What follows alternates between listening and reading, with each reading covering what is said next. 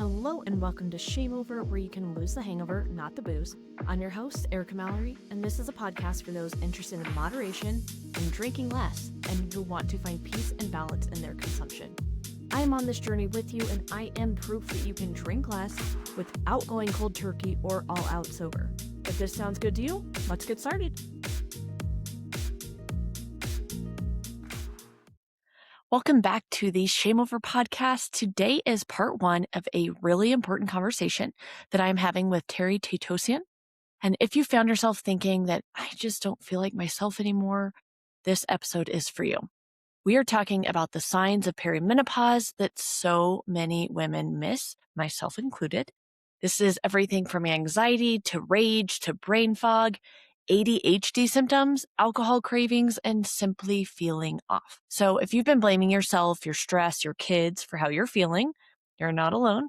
This conversation may be exactly what you need to hear. So let's dive in. Hello and welcome back to ShameOver, the Drink Less podcast. I am so excited today to have a new guest, new to me. We are here with Terry Tateossian, and she's going to introduce herself and share a little bit more about her incredible story. So Terry, welcome. Thank you for being here. Thank you, Erica, for having me. Yeah, so I am lucky to be on Erica's show. And what I do is, my gosh, how can I even describe it?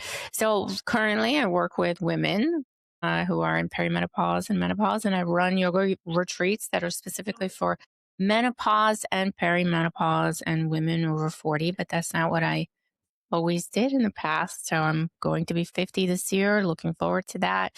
And yeah, here we are. Amazing. When's your birthday? December.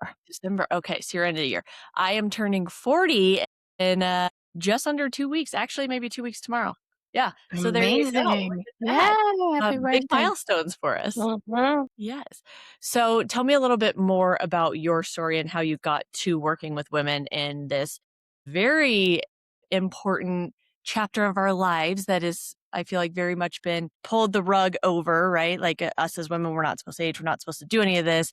And now finally, I feel like research is actually coming out. Medical, everything is finally like helping us to not feel like shit the rest of our lives, or at least in this big chapter of our lives. So how did you even get to doing this such important work? Let's see. Perimenopause knocked on my front door at 37. Okay. And then walked out at 42. I discovered I was in menopause when I thought I was pregnant, and it turned out I was not pregnant. I was in menopause.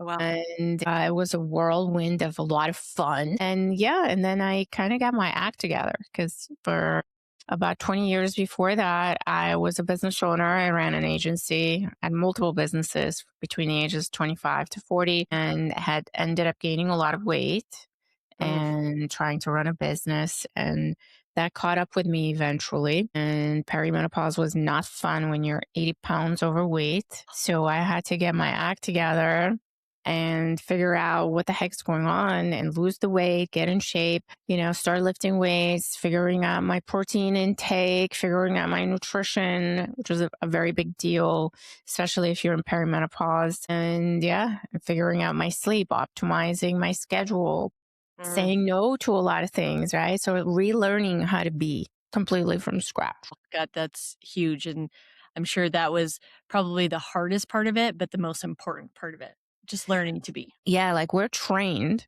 to go, right? If you're not productive for 1 millisecond of the day, your day is shit, right? You did nothing today because you missed those 5 minutes of productivity, right? And so that's the way I was, right?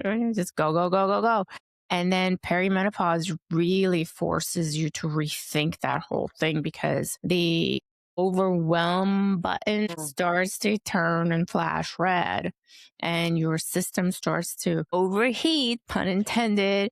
And, everything starts to break down all of a sudden, because we are constantly running on empty and we're not replenishing our energy. We're not working with our body. We're not listening to what our body actually is needing intuitively. We're just pushing through, right? So we're a culture and a society of pushing things through, and that's how we pat ourselves on the back. And that was not working out for me. Yeah, and for any of us, and I mean, like you said, we're conditioned that way, and I mean, so many of the women I work with, like, I realized very quickly, not only for myself, but especially everyone else now, sense that alcohol is essentially that reward at the end of the day, because it's finally the moment that we've taken for ourselves that we're actually, like, putting the pause button on.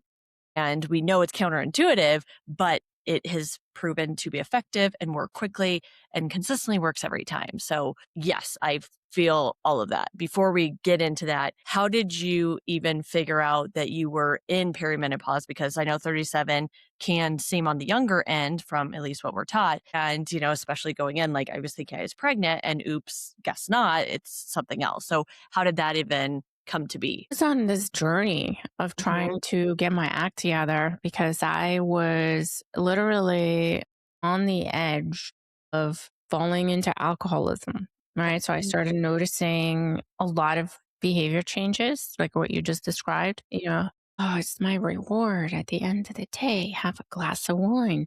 Well, guess what? That turned into two, then three, then four, then the whole bottle was gone. And then it still wasn't enough because I didn't feel any less stressed after a bottle of wine.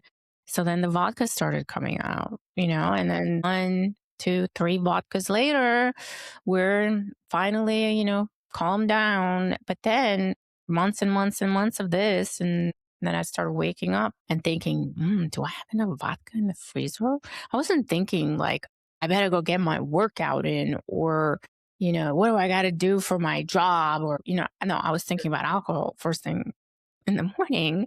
And so that awareness of that, I caught it. I caught the shift. I caught that I was slipping in a place I did not want to go.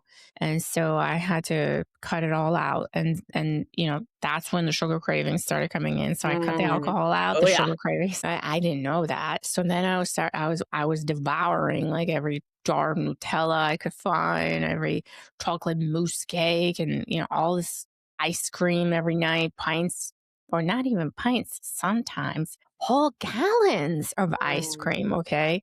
And so things just started really, really, all the wheels were coming off at one point. Yeah. And I had to stop. I had to stop and take inventory of my behavior and what was driving that behavior. Why was I doing this? Why was I in such serious denial over whatever was going on in my life? And how can I unpack that? And so in the middle of all that, I was in perimenopause at the same time. And yeah, little by little, I started cutting all those things out and finally realized that my lifestyle, my expectation for what I was supposed to be doing, the societal expectation that as a woman, I should be able to do all these things. Well, I had to kind of sit down and be like, no, I'm not. I need a minute. Or 10. Absolutely. So did you figure it out on your own? Did you go to the doctor and get testing to, blood work or anything like that? Or how did you really understand, like, okay, I'm officially in perimenopause. Now what do I do? And then started making those changes. And when I did not get my period for a year, Oh, that's well. when you're officially in menopause. Okay. So everything before that is perimenopause. You could be in perimenopause for 10, 15 years. You can start perimenopause at 35. You don't have to be 50 or 40, right? So I know a lot of clients that started perimenopause Mhm. symptoms started showing up before you see it in the blood test, right? So even if you do go and you get a blood test and you check your estradiol, your estrogen, your progesterone, your testosterone, they could all look fine, right? Quote Mhm. unquote. But really, what you want to pay attention to is the feelings. How are you feeling, right? And there isn't like a universal list of perimenopausal symptoms that Sure. everybody's going to get, right? So everybody's very different. And those feelings and how you feel is dependent on your own biology, your own personal levels of hormones. Like, for example, my current testosterone level for a 8-year postmenopausal woman who's 50 years old is 44, right? And so that is a very high number compared to general population. My question is, what was my testosterone when I was 25, right? So I don't know because I never tested. Mhm. but it's still high for an 8-year post-menopausal woman. And that could be genetic, that could be, lean muscle tissue proportional to the rest of me. It could be just that I had naturally high testosterone in the first place, Sure. right? And that could be considered my postmenopausal testosterone level as normal. But for most women that have been postmenopausal for 8+ years, their testosterone is what I'm seeing directly with women that I work with is 1.5, 5, 9, right? And yours is at 44. So that's a drastic difference, It's obviously. very different. It's across the board, right? Some people are at 20, right? Some people are at 70, right? And so everybody's very different. And so it's important to have a baseline for your blood work, to do it at least once per year, because I didn't do that. So I have no idea. Sure. I had no idea. And now they make it so easy to get your blood work. I mean, you can go on quest.com. The blood draw Lab, yeah. company, the lab, you can sign up and you can go get a blood test in any location. You don't even need a doctor to No. go get your blood test, right? And so for somebody that starts feeling off or something is going on, like you just don't feel like yourself, go by the symptoms rather than your blood work, because your blood work is not going to tell you everything. And there's, lots of things that it's not going to show, right? So go by how you feel, observe your general well-being markers, right? So check for your sleep. Are you sleeping well? Are you having a hard time falling asleep? Are you waking up at 3 o'clock in the morning and not able to go back to sleep? Are you waking up feeling rested, or are you waking up feeling tired, right? So pay attention to all these things. Pay attention to how much alcohol you're consuming too, right? Because that could affect that could affect your sleep quality, right? So Very taking much. the environment into account, try to optimize your environment as much as possible, try to cut down on alcohol, try to figure out your protein intake, do the basics first, and then pay attention to how you feel. And then based on that, take action. Yes. And I know you mentioned some of them, but if you want to elaborate on any more of the things you should look for, your biggest thing is feeling off, like not feeling like yourself. I know for me, I was feeling off for a very long time. And it was just, I have 2 young kids. So I'm like, this is just what feeling like a mom with 2 young kids is like. And then the longer it went, I'm like, I don't think that it should be this way. So then I very much took matters into my own hands to be like, I'm doing the blood work. I'm doing extra, not just like the recommended annual panel, but like, let's dive deeper into it and see what's really going on. For me, I found out that my ferritin, which is not on all the blood work panels Mhm. that you do, iron might be, but not necessarily the ferritin. My ferritin was almost non-existent. And, so like a big thing that here I was for 5 years thinking that just feeling like shit and having no energy is just part of being a mom with young kids. Yes, that is a little part of it, but there was so much more to the story that had I not advocated for myself, I would have never gotten there and learned that. So, what are some of the other symptoms that might be coming up that you just know that, you're not you type thing? Mhm. Anxiety. Yes. Severe, uncharacteristic, chest gripping anxiety, Mm, right? And so it has, there's a lot of factors here that play into this, right? But progesterone and estrogen are part of they're like calming to the body. And so when they start fluctuating, all of a sudden you get, I mean, I'll never forget it. The first panic attack I had mm. I went into the hospital because I thought I was having a heart attack. It was that severe and it just came on really fast. And it was chest pains and shortness of breath and just unable to get a breath in. And it feels like a real heart attack, but it's actually a panic attack. And that was at the very, very beginning of my perimenopause. So it was about 37, 38, and it happened twice. And so I had no clue it was hormone related. I thought Sure. it was going crazy because it was just out of nowhere, right? And so that's another one, just extreme anxiety. And then also depression, right? Yeah. So depression is another interesting symptom. Not everybody experiences, but a lot of it, having no interest in social connections, right? Not a common one, but it does happen. Yeah. Having no interest in socializing whatsoever. just becoming antisocial. Yeah. When you your whole life were a social butterfly, you love people, right? You love people. You love talking to people. You get energy. You get energized by being around people. All of a sudden, you don't want to talk to anybody. You don't want to go anywhere. You don't want to talk to anybody. People annoy the heck out of you. Rage as an Whoo-wee. Have I felt that one? Yes. rage, like the kind of rage that you can like set things on fire with the energy that you're feeling. Just anger, right? Like extreme anger. Those are hormones, ladies, Yeah. right? Well, and I'm so glad you brought that up because I feel like, and I've learned this just about myself, like we, especially as women, we might have been told how to label our feelings or emotions, but never feel them. And I feel like as my hormones have just gone crazy out of whack, and I have severe PCOS, so I've lived most of my life with crazy hormones anyway, but it is the rage that kind of comes out of nowhere. And I'm thinking that it's because we never were able to really show negative emotions. So they're in there. It's just trapped energy. And finally it is forcing its way out. And it's like, you can't live like this. I got to get out somehow.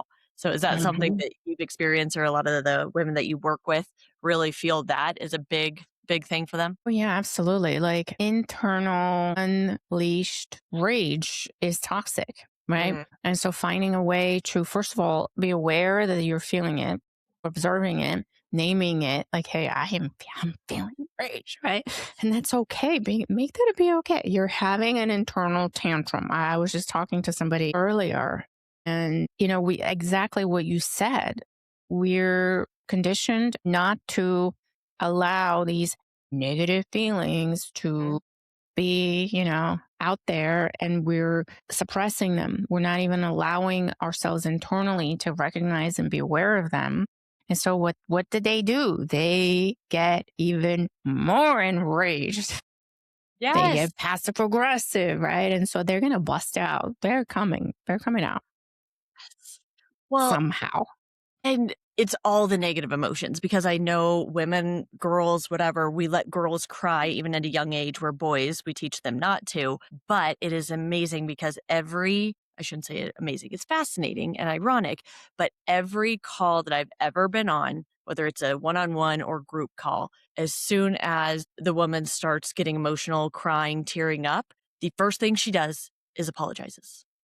Mhm. And I'm like, "No, no, no. We do not apologize for that. Like, let it flow."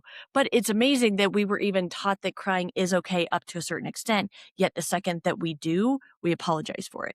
Like, Mhm. and I'm just sharing this because every time I see it, it's just so unbelievably fascinating to me that this is like, just as women, we are apologizing all day long for just being. Yeah, because somewhere down the road, somebody taught us that our emotions were a burden to them, Yes. right? So our big emotions, because emotions are big, they're powerful, and they're beautiful. Someone out there made her feel that it was too much and they couldn't handle her beauty, right? And that's what makes us human, as far as I know so far for now. Exactly. As our Yes. emotions. I don't know if AI has feelings, maybe it does, I don't know. But they're beautiful. They're what makes us human, and somehow we're taught to suppress and be apologized for that. And yeah, I mean, I guess rage is a good one to apologize for in my Well, opinion.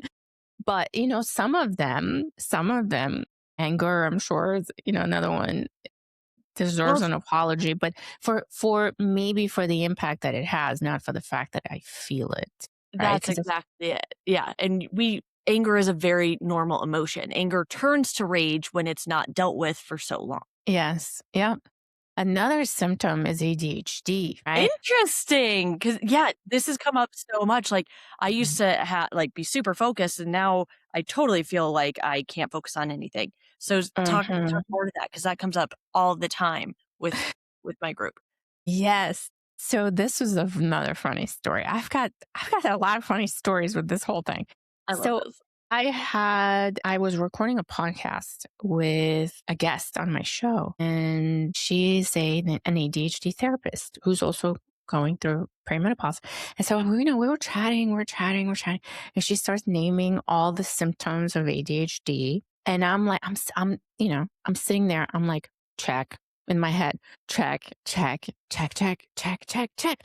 And then I was like, wait a minute, Dr. Amelia, I think I've just diagnosed myself with ADHD. And she goes, yeah, to her, it was obvious that I have it. And she goes, and that explains why your perimenopause was so rocky. Because I thought I was losing my shit. Yeah. I was going nuts. Okay. Everything I was able to manage before, right? So some of us with ADHD are able to mask and manage. And Sure. it's actually a superpower almost, right? Especially Yep. if you're in the entrepreneur space, the startup founder space, you need ADHD a little bit. You need a lot of ADHD because you need to be able to multitask really quickly, jump from one thing to the next, not really lose a beat. Boom, boom, boom. Have like 10 different conversations at the same time. You need that. It works for you. It's a good thing if you know how to manage it, obviously, which is a lot of exercise, weightlifting, good nutrition, all this stuff, right? But then perimenopause hit and it just exploded. I couldn't function, right? So the way that I used to be able to function, I couldn't function anymore. And it's so interesting because she explained it on the podcast that during perimenopause, so many things changed that whatever you were able to manage before, you can no longer manage because there's so many other processes taking place in the body, in the brain, in the chemistry, and the hormones, and all these things that you bust, okay? For temporary, for a little bit of time, things kind of jump around, Sure. and then they settle down, and it's okay. It's okay. But if you did have just even a little bit of ADHD before you got into perimenopause, it's going to amplify. Yes, 100%. Woo-wee! If that felt a little too relatable, just know you're not alone. The biggest takeaway, hopefully, you're not crazy or lazy or broken. Your body simply may be asking for something different than it did 10 years ago or even just a few years ago. So next week, in part 2, we are going to be talking about the 3 biggest game changers for women over 40. So this is strength training, protein, and the surprising role that alcohol plays in how we age. I'll see you then. Okay, before I let you go, one quick thing. So if you've been listening and thinking, okay, but what's actually going on with me and my drinking? I built a free quiz exactly for that. It's literally less than 2 minutes, no email spam, no shame, and you will not get the "you have a drinking problem, never drink again" nonsense. Not for me. So you just answer a few questions and you'll get your actual pattern that you may or may not be aware of. Like, are you a stress drinker, a social drinker, on the edge of being sobriety curious? Whatever it is, you'll know. It's at shameover.me/quiz. It's super easy to remember. Again, shameover.me/quiz. Go take it right now, actually. Like, pause this, go do it, come back. I'll wait. Okay. That's it for today. See you next time. ShameOver is the mindful drinking program designed for women who desire to drink less without losing the booze completely. If you want to transform your relationship with alcohol and live a healthier, confident, and balanced life, go to shameover.me and get started today. You deserve it, you're worth it, your future self thanks you. Cheers!